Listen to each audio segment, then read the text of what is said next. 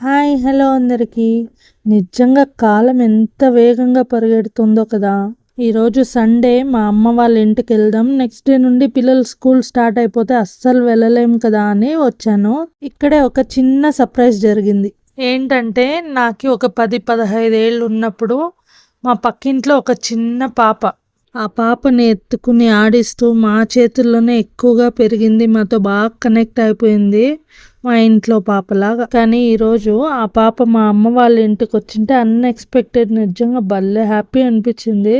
అప్పుడు మా చేతుల్లో పెరిగిన ఆ చిన్న పాప ఇప్పుడు మా పిల్లలతో పాటు డాన్స్ వేస్తూ ఉంది.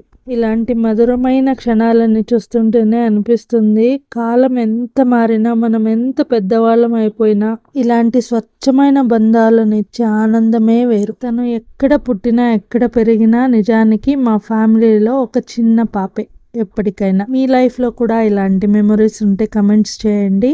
ఈ వీడియో కనుక మీకు నచ్చినట్లయితే చిన్న లైక్ ఇచ్చి subscribe to my channel. Thank you. Bye. Next వీడియోలో కలుసుకుందాం.